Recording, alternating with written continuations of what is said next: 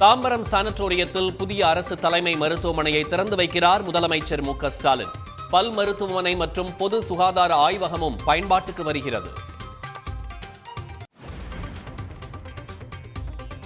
ராமதாஸ் தரப்பு எதிர்ப்புக்கு மத்தியில் அன்புமணி தலைமையில் கூடுகிறது பாமக பொதுக்குழு. பொதுக்குழு உறுப்பினர்களின் வருகையை கண்காணிக்க சிறப்பு ஏற்பாடு.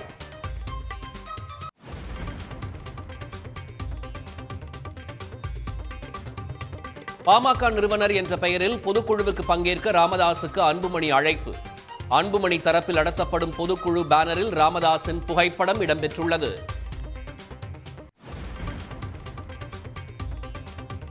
அழகர் கோயிலில் ஆடி திருவிழாவையொட்டி தேரோட்டம் விமர்சை. ஆயிரக்கணக்கான பக்தர்கள் தேரை வடம்பிடித்து இழுத்தனர்.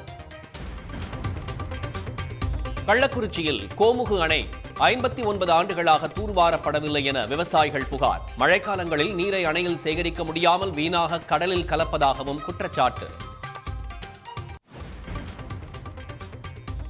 கூடலூர் அருகே 13 வளர்ப்பு மாடுகளை கொன்ற புலியை பிடிக்கும் பணிகள் தீவிரம். கூடுதலாக மேலும் 2 கூண்டுகளை அமைக்க திட்டம்.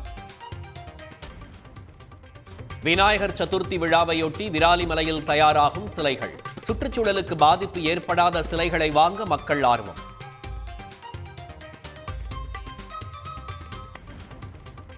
பழனி கோயிலில் பாரம்பரிய உடை அணிந்து ஜப்பானியர்கள் சாமி தரிசனம். உலக நன்மையின்றி பால் குடம் எடுத்து முக்கிய வீதிகளில் ஊர்வலம். திருவள்ளூர் அருகே ரயில் தண்டவாளத்தில் ஆண் சடலம் கண்டெடுக்கப்பட்ட சம்பவத்தில் திருப்பம். கள்ளக்காதலியே கூலிப்படையை ஏவி வெட்டி கொலை செய்தது அம்பலம். சென்னையில் ஆபரண தங்கம் விலை சவரனுக்கு 200 ரூபாய் குறைந்தது. ஒரு சவரன் 75,560 ரூபாய்க்கு விற்பனை. தலைநகர் டெல்லி முழுவதும் காலை முதலே பரவலாக மழை.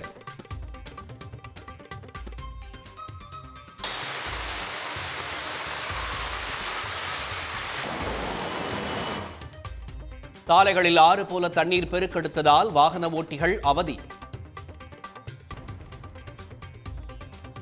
சகோதர பந்தத்தை போற்றும் ரக்ஷா பந்தன் பண்டிகை இன்று நாடு முழுவதும் கொண்டாட்டம். குஜராத், உத்தராகண்ட், கோவா உள்ளிட்ட மாநிலங்களில் ராக்கி கயிறு கட்டி அன்பை வெளிப்படுத்தினர்.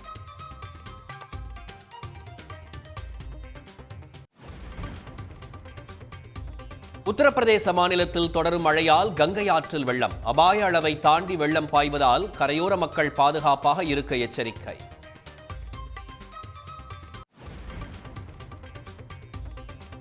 நிலவில் மனிதர்கள் குடியேறும் சூழலை உருவாக்க நாசா தீவிரம். 2030ஆம் ஆண்டுக்குள் நிலாவில் அணுமின் நிலையம் அமைக்கவும் திட்டம். உடனுக்குடன் செய்திகளை தெரிந்து கொள்ள சன் நியூஸ் பெல் ஐகானை கிளிக் பண்ணுங்க.